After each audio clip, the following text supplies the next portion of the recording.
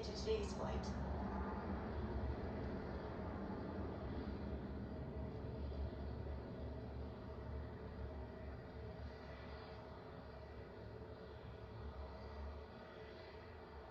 Right now, we're about to throttle down the engines to prepare for max Q, the point of maximum aerodynamic pressure during ascent. Max Q occurs when the combination of speed and air pressure put the greatest stress on the vehicle. Vehicle is supersonic. There's the call out that Falcon 9 is supersonic, or moving faster than the speed of sound. Max Q. And there's the confirmation for max Q. So coming up next are several major events in quick succession. Main engine cutoff, stage separation, first stage flip, second engine start, boost back burn start, and fairing separation. Main engine cutoff, or MECO, as you might hear it called by mission control, is when those 9 engines on the first stage shut down. This is followed by stage separation, where the first and second stages are pushed apart. The first stage will then flip around using small thrusters on board, so it can head back to Earth. A few seconds later, the second stage engine will ignite to continue pushing Cygnus to orbit. After that, the first stage will perform its boost back burn to steer itself back toward the landing site. Shortly after, the 2 fairing halves will separate and fall away, exposing Cygnus to space. We should begin hearing the first of those callouts here in just about 5 seconds.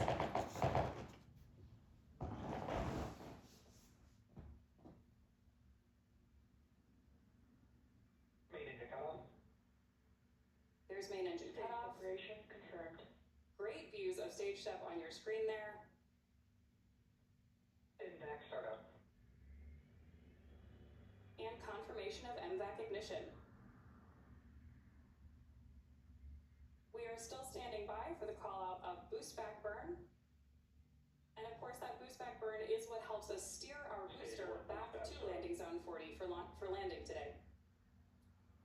Right on schedule, there's confirmation of boost back start.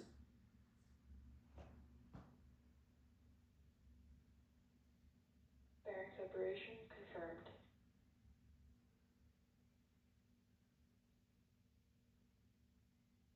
And there's that great view of fairing separation. So coming up shortly, we should hear the call out for completion of the boost back burn on board our first stage. Again, the first stage will be performing this burn for the 7th time today on its way back to landing zone 40 at Cape Canaveral Space Force Station.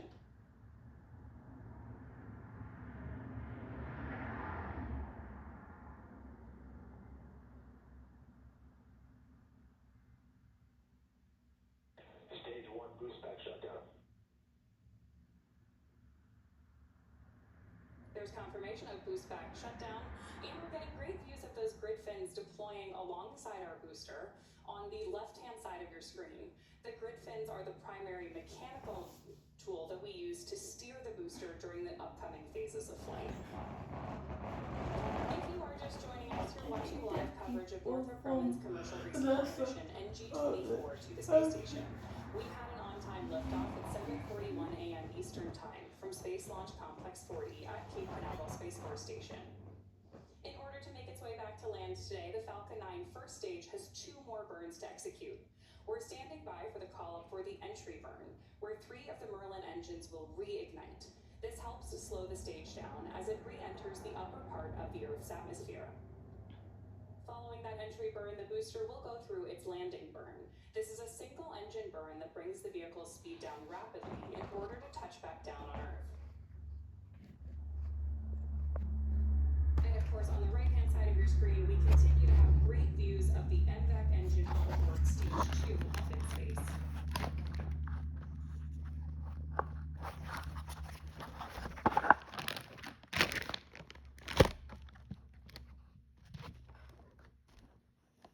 We still have a couple of minutes to go before the entry burn, but you can see this telemetry for both the first and second stage in the bottom corners of your screen. Right now, the second stage is continuing to accelerate and increase in altitude to carry that Cygnus toward orbit.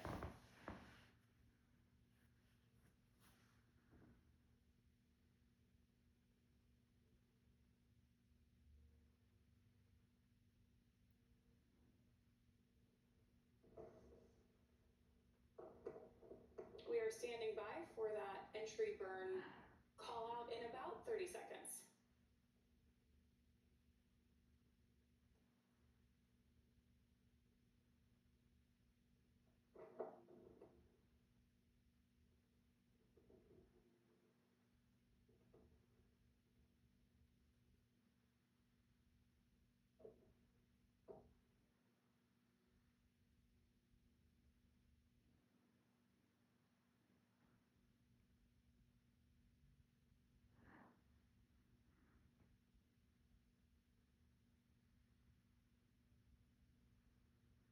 Stage 1 entry burn startup.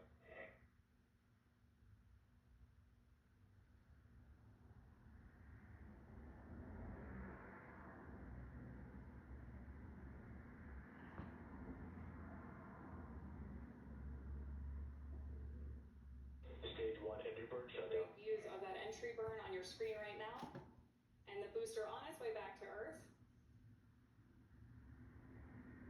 And confirmation of entry burn shutdown. Coming up in the next 30 seconds, we'll have the start of the landing burn for the first stage. The landing burn is the final burn of the Falcon 9 booster today, used to reduce the remaining speed of the vehicle for gentle and precise landing.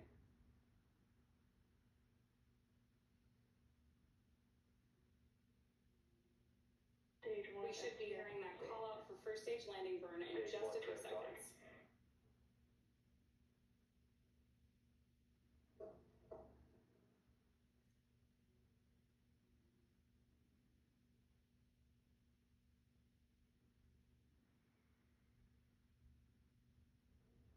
Stage 1 landing burn.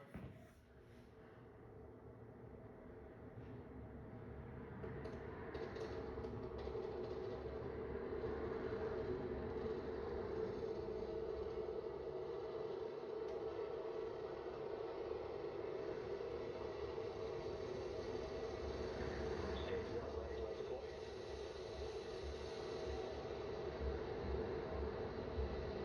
Stage 1 landing confirmed. And that makes another successful landing of our Falcon 9 rocket. Stage 2 is in terminal guidance. And continued call-outs from mission control that everything on board stage 2 is also proceeding as planned. Now coming up at around the 8.5-minute mark, we should hear a call-out for second engine cutoff 1, or SECO 1, which is when the MVAC engine that we've been seeing periodically on the screen will shut down. That will conclude the roughly 6-minute burn by this engine that was needed to get Cygnus into the proper orbit for eventually intercepting the International Space Station. MVAC shutdown. Right on schedule, there's our call out for SECO 1. Now we are standing by for confirmation of our nominal orbital. And we have a nominal orbit insertion. Perfectly on time, that's a good orbit. So with that, I'll toss it to Sandra until we confirm payload deploy. Thanks, Ronnie. We are now approaching the 9-minute mark into today's flight. The second stage has one last major task, commanding separation of the Cygnus XL spacecraft just a few minutes from now.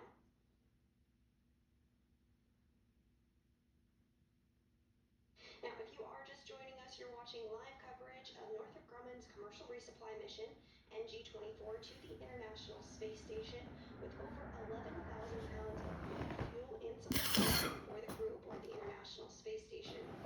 Cygnus will be joining the Crew 12 Dragon spacecraft, which docked with the space station in February of this year. Both Northrop Grumman and SpaceX have a long history of supporting the International Space Station. SpaceX began flying cargo missions in 2012, and Cygnus has been visiting since 2013. To date, Cygnus spacecraft have delivered more than 158,000 pounds of cargo, equipment, and science experiments to the space station. This mission is the second flight of the larger Cygnus XL spacecraft, which can carry over 11,000 pounds of cargo. This is roughly 33% more than previous versions of Cygnus. Today's flight will deliver critical supplies as well as scientific investigations in biology, physical sciences, Earth observation, and technology development. And these missions help keep the station operating as a world-class laboratory in space.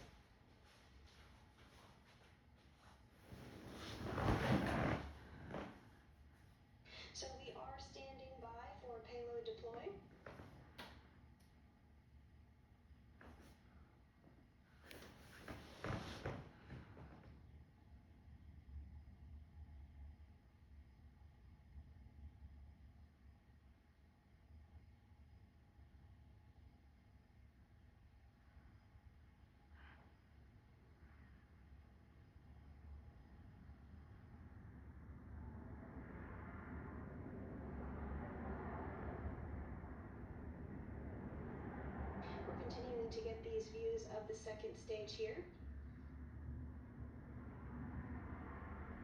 As we mentioned, onboard Cygnus is over 11,000 pounds of science and supplies, but in addition to that is a variety of food items for the crew on board the International Space Station, including some fresh food, which is particularly exciting for the crew aboard the space station whenever they get fresh food.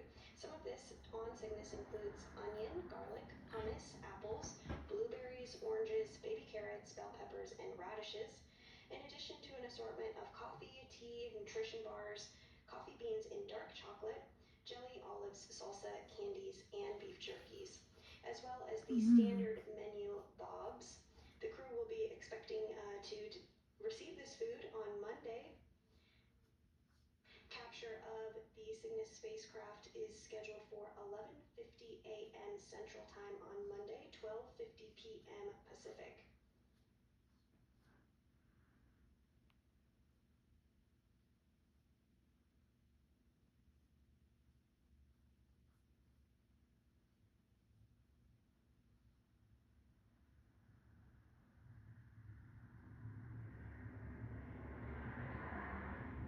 We are now 12 minutes and 35 seconds into the flight of NG-24 today.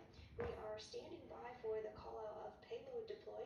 That call out is expected at about the 14-minute 40-second.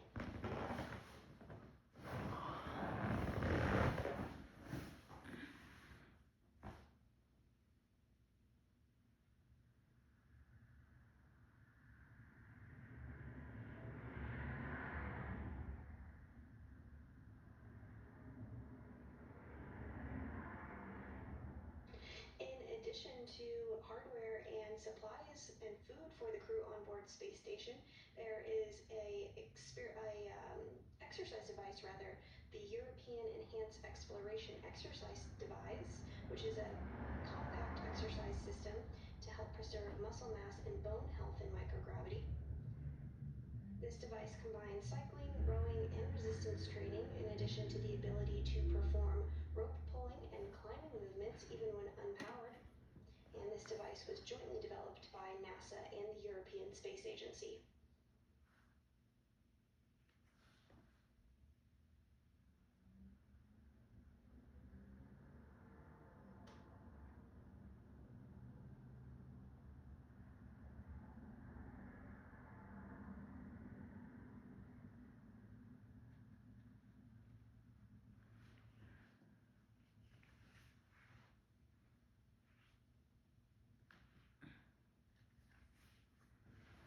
We are standing by for payload deploy. That is expected in about 20 seconds from now. So let's listen in and enjoy these views while we await that call out.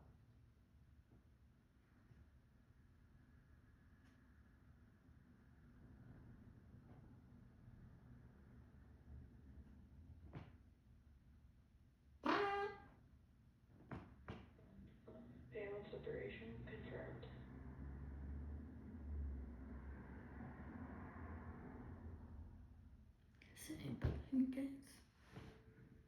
There's confirmation from Mission Control, and of course we have that beautiful view on your screen. The Cygnus XL spacecraft is now on its way to the International Space Station. As mentioned before, it's expected to arrive about 53 hours from now. That's going to do it for me here in Hawthorne. Be sure to check out spacex.com/launches for a schedule of our upcoming missions. Sandra, what's next for Cygnus on the NASA side? Thanks, Ronnie, and welcome back over here into the International Space Station Flight Control Room here at the Johnson Space Center in Houston, Texas. Next up will be the deployment of Cygnus's solar arrays, scheduled to begin about an hour and a half after launch, and that process should take about 30 minutes to be completed. Now, once those arrays are deployed, we will provide an update on the International Space Station blog with the latest news. But with that, that will wrap up our coverage of Northrop Grumman's 24th Commercial Resupply Service mission to the International Space Station. Cygnus now on course to be captured at about 11:50 a.m. Central, 12:50 p.m. Eastern Time on Monday. Live coverage of rendezvous and capture will begin at 11 a.m. Central, 12 p.m. Eastern, followed by a blog update on installation posted to the International Space Station blog. You can learn even more about this mission on the web at nasa.gov/careers.